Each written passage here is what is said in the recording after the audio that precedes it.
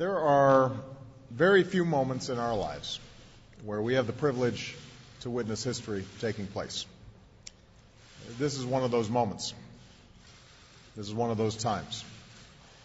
The people of Egypt have spoken, their voices have been heard, and Egypt will never be the same. By stepping down, President Mubarak responded to the Egyptian people's hunger for change.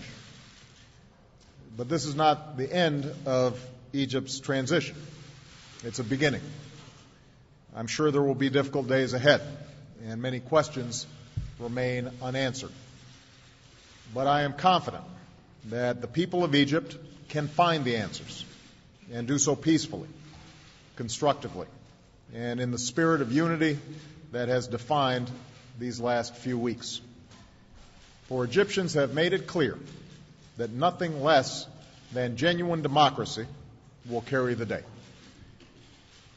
The military has served patriotically and responsibly as a caretaker to the state, and will now have to ensure a transition that is credible in the eyes of the Egyptian people. That means protecting the rights of Egypt's citizens, lifting the emergency law, revising the Constitution and other laws to make this change irreversible, and laying out a clear path to elections that are fair and free. Above all, this transition must bring all of Egypt's voices to the table. For the spirit of peaceful protest and perseverance that the Egyptian people have shown can serve as a powerful wind at the back of this change. The United States will continue to be a friend and partner to Egypt. We stand ready to provide whatever assistance is necessary and asked for to pursue a credible transition to a democracy. I'm also confident that the same ingenuity and entrepreneurial spirit that the young people of Egypt have shown in recent days can be harnessed to create new opportunity, jobs, and businesses that allow the extraordinary potential of this generation to take flight. And I know that a democratic Egypt can advance its role of responsible leadership not only in the region but around the world. Egypt has played a pivotal role in human history for over 6,000 years. But over the last few weeks, the wheel of history turned at a blinding pace as the Egyptian people demanded their universal rights. We saw mothers and fathers carrying their children on their shoulders to show them what true freedom might look like. We saw a young Egyptian say, "For the first time in my life, I really count. My voice is heard. Even though I'm only one person, this is the way real democracy works." We saw protesters chant, "Salmiya, Salmiya."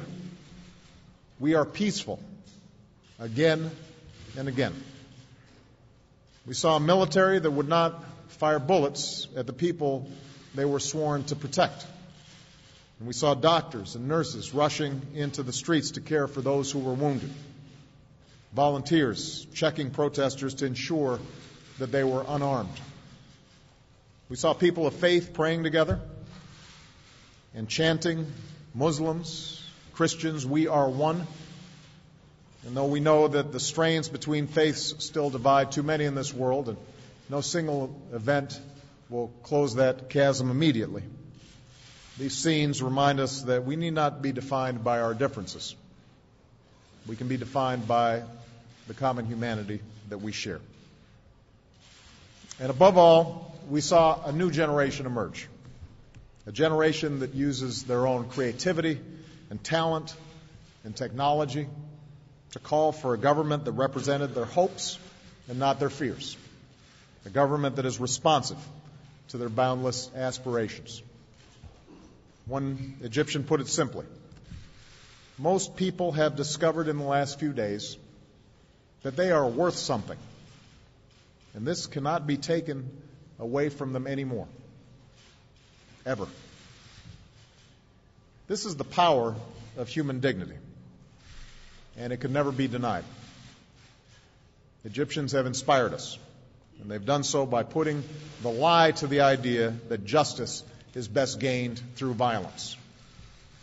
For in Egypt, it was the moral force of nonviolence, not terrorism, not mindless killing, but nonviolence, moral force that bent the arc of history toward justice once more. And while the sights and sounds that we heard were entirely Egyptian, we can't help but hear the echoes of history. Echoes from Germans tearing down a wall, Indonesian students taking to the streets, Gandhi leading his people down the path of justice. As Martin Luther King said in celebrating the birth of a new nation in Ghana, while trying to perfect his own, there's something in the soul that cries out for freedom. Those were the cries that came from Tahrir Square, and the entire world has taken note. Today belongs to the people of Egypt, and the American people are moved by these scenes in Cairo and across Egypt because of who we are as a people and the kind of world that we want our children to grow up in. The word Tahrir means liberation. It is a word that speaks to that something in our souls that cries out for freedom. And forevermore, it will remind us of the Egyptian people, of what they did, of the things that they stood for, and how they changed their country, and in doing so, changed the world. Thank you.